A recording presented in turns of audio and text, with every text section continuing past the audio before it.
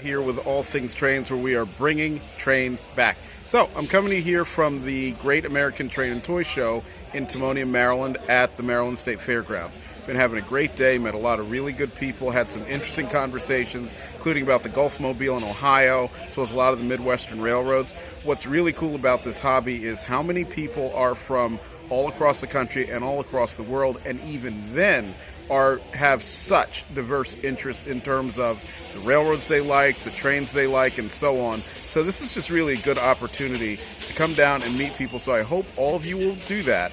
Tomorrow we'll be here from 10 a.m. to 4 p.m.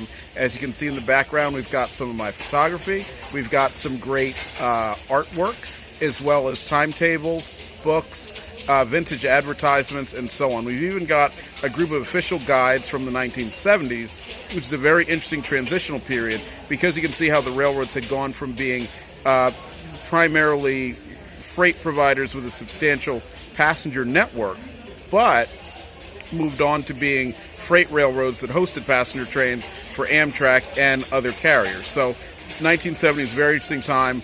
Our official guides are about $5 each, so we hope you'll come down and pick up a copy, as well as some of the other great things that we have behind us. Now, I also want to talk a little bit about what I did last week. So if you've been following us on social media, you know that I had the opportunity of a lifetime, which was to go to a party at Washington Union Station aboard CSX's Office Car Special. So it was amazing. There were several cars in the consist, including the W. Thomas Rice, that had originally been a Canadian National coach and was best known as being Conrail's car number 9, a theater car that was right at the end of their OCS back when it was painted Pullman green and pulled by E8s. Another one, the E. Hunter Harrison, which came from the New York Susquehanna and Western and was originally a coach on the Southern Railway. And also another one of my favorites, which is the John T. Collinson, the New York. And if you know my LinkedIn profile, you know it's pictured me aboard CSX's OCS. It's actually taken aboard the John T. Collinson back when it was named New York, and then of course previously Conrail 10. So the reason why railroads have office car specials is actually threefold. Number one, it's so executives can see their railroads. And if you work for a railroad and you're aboard the office car special, there's a very, very good chance you're there because you are charged with explaining how you operate your portion of the business and what you've been doing to the folks that are higher up, as well as the board of directors. So that's a very important function, because unlike any other business, a railroad has that combination of physical property as well as land all across the country, or all across their network, I should say, where you actually have to go out, explore, and see how things are changing. It's not possible to do on the airlines. It's very difficult to do on the highway. So railroads are unique in that aspect.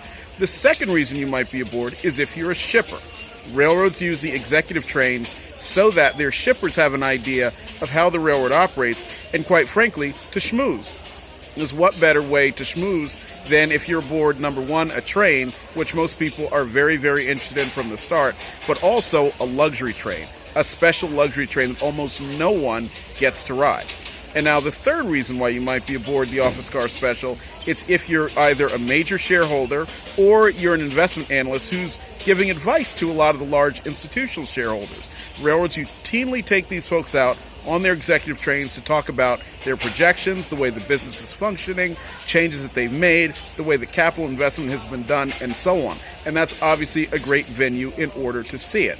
What's so interesting about this is when you take the investors and investment analysts out, it's a lot of times to discuss the impact of capital investment. And as you probably know, railroads are highly capital-intensive businesses, and one of the big problems that capital-intensive businesses are facing in recent years is that shareholders are once again much, much more reticent about spending money that's not going to see a return for a very long time, or even an extended period of time. It's one thing to do it if you're someone like Tesla and you're considered to be new economy. It's a different ball game if you're a railroad and the returns are expected to be a little bit lower.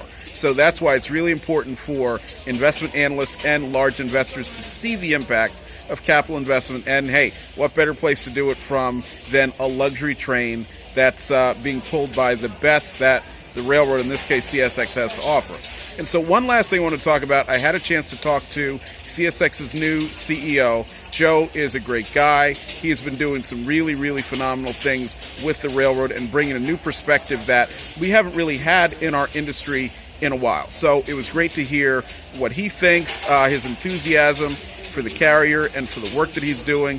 And what's really been interesting is as I read socials or talk to employees and so on, you're seeing that enthusiasm kind of permeate the company. So shout out to CSX, amazing party, doing a great job in the industry, getting the stock price to rebound, and have a great new leader at the controls. So follow this page, check out all our socials, come down and see us at the Greenberg's Train and Toy Show in Timonium tomorrow from 10 a.m. to 4 p.m. We hope to see you there. I hope you have a great day. And remember, we are bringing trains back here at All Things Trains.